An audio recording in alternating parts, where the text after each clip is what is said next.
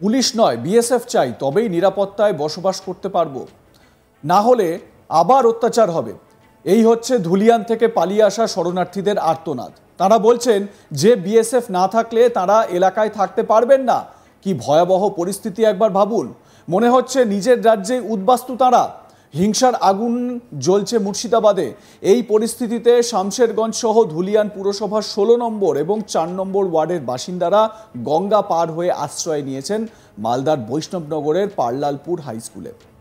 আশ্রিত এই সমস্ত বাসিন্দাদের সঙ্গে বৃহস্পতিবার দেখা করতে যান ধুলিয়ান পুরসভার 16 এবং 4 নম্বর ওয়ার্ডের বহু আত্মীয়। কেউ এসেছিলেন মায়ের সঙ্গে দেখা করতে, তো কেউ এসেছিলেন মায়ের কোলে শিশুকে তুলে দিতে, আবার কেউ এসেছিলেন বৃদ্ধা শ্বশুর শাশুড়িকে দেখতে। অশান্ত মুর্শিদাবাদের এই সমস্ত বাসিন্দারা জানান, এখনো মুর্শিদাবাদের বহু জায়গা অশান্ত। দিন কেটে গেলেও রাতের অন্ধকারে যেন আতঙ্কে ঘুম আসে না এলাকাবাসীর।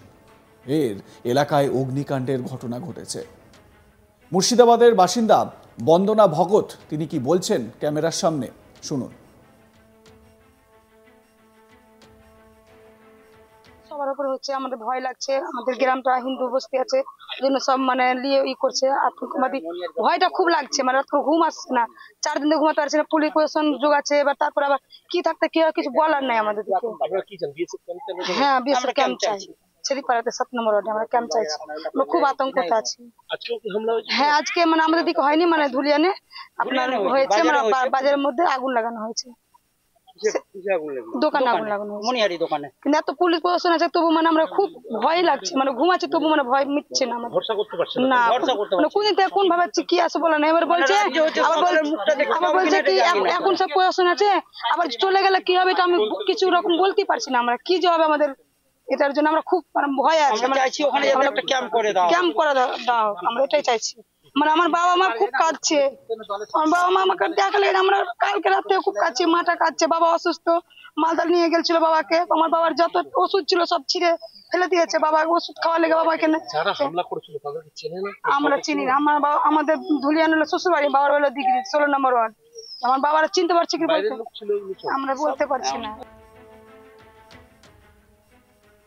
এরকম মুর্শিদাবাদের বাসিন্দাদের একই রকম বক্তব্য বিভিন্ন জায়গায়। মিঠু চৌধুরী নামে মুর্শিদাবাদের আরেক বাসিন্দা, তিনি কি বলছেন শুনুন আপনি। আমার শ্বশুর বাড়ির লোক 16 নম্বর ওয়ার্ড, ওরা বাড়িঘর ছাড়া আছে গত শনিবার থেকে। ওরা ওখানকার মোটামুটি 100 লোক, সব হিন্দু বস্তি বাড়ি ছেড়ে চলে এসছে।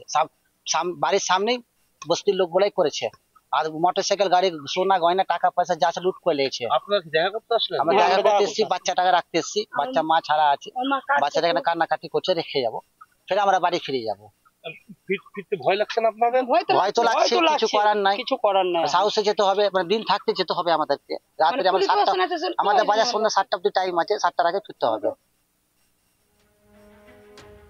মুর্শিদাবাদের মানুষ বলছেন সন্ধ্যা নামার আগেই তাদেরকে বাড়ি ফিরতে হবে। তারা পুলিশ ক্যাম্প এবং বিএসএফ মোতায়েনের দাবি তুলেছেন। অঙ্কিতা মণ্ডল নামে মুর্শিদাবাদের আরেক বাসিন্দা, তার কি অভিজ্ঞতা, তিনি কতটা আতঙ্কিত শুনুন। আজকে 5 দিন হলো আসলাম। সেদিন কি করা হয়েছিল? সেদিন ঘর বাড়ি সব পুড়িয়ে ছাই করে দিয়েছে, যে কোথাও জায়গা ছিল না, দিয়ে এখানে আমরা বাধ্য হয়েছি আসতে। ত্রাণ পাচ্ছেন এখানে? হ্যাঁ পাচ্ছি। ওষুধপত্র পেয়েছিল? হ্যাঁ পাচ্ছি। বাড়ি ফিরতে ইচ্ছা করছে না? বাড়ি ফিরতে ইচ্ছে করছে, তো বাড়ি তো নাই, যে কোথায় থাকবো আমরা, বাড়ি তো নাই, সব পুড়িয়ে ছাই করে দিয়েছে, লুটপাট করে দিয়েছে। কানের মালা ছিল, টাকা ছিল, সব নিয়ে চলে গেছে। আত্মীয় স্বজনের সাথে যোগাযোগ হচ্ছে? আত্মীয় স্বজনের সাথে যোগাযোগ হচ্ছে? হ্যাঁ যোগাযোগ হচ্ছে। আমাদের কেউ নাই ওখানে, আমার এই আছে শুধু শ্বশুর আছে, আমার কেউ নাই ওখানে। সবাই এখানে চলে এসছে, আমার হাজবেন্ড, আমি, আমার। কি বলেছিল? কি বলেছিল? নমাজ পড়তে বলেছে, শাখা সিঁদুর খুলে ফেলতে বলছে, এগুলো করতে বলছে। কে বলছিল এগুলো? এই তো মুসলিমরা সব বলছিল। যারা হামলাটা চালালো তাদেরকে আপনি চেনেন?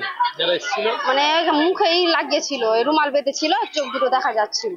কি বলছে হঠাৎ এরকম করে বলছে, এরকম করে শাখা সিঁদুর খুলে ফেলো, নমাজ পড়ো, মন্দির করতে হবে না, আমাদের যে ওখানে যে নামাজ পড়তে বলছে, এগুলো করছি সব।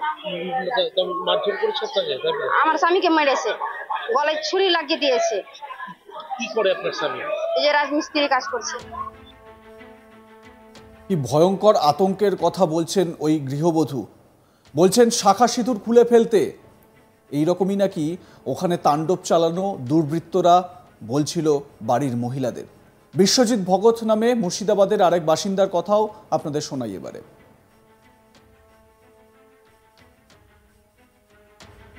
এমনি ভালোই আছে। হ্যাঁ, আজকে এখন আপাতত ভালো আছে। রাত করে খালি আমাদের একটু আতঙ্ক তো লাগছে। এখন দিনের বেলা খুবই ভালো আছি।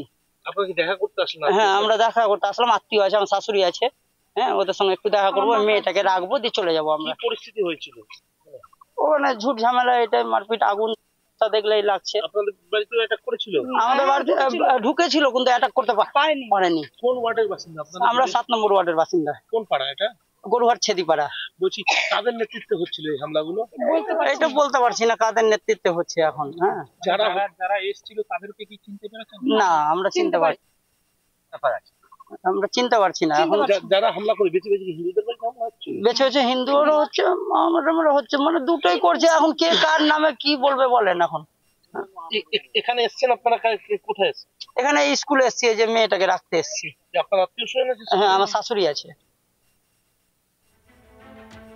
সেখানকার প্রত্যেকের চোখে মুখে কেবল আতঙ্কের ছাপ স্পষ্ট। পরিস্থিতি কবে স্বাভাবিক হবে সেই আশায় দিন গুনছেন মুর্শিদাবাদবাসী। কিন্তু তারা কি এই মুহূর্তে সেখানে ফিরে যেতে পারবেন? না।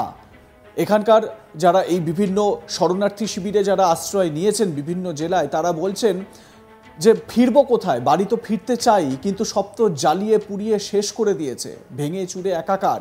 ফিরবো কোথায়? তাই তাদের কি দুর্বিষহ পরিস্থিতি একবার ভাবুন।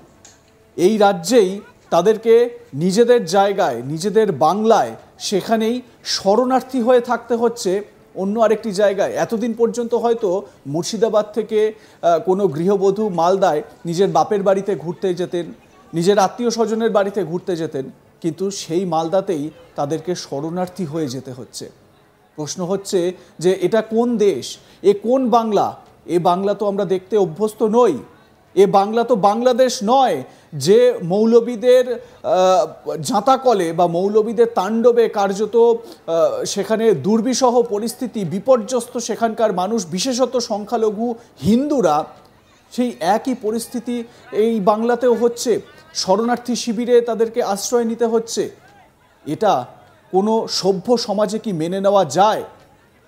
যদিও প্রশাসনের তরফ থেকে আশ্বাস দেওয়া হচ্ছে যে সব কিছু ঠিকঠাক করা হবে, কিন্তু সেই আশ্বাসে এরা আশ্বস্ত হচ্ছেন কোথায়?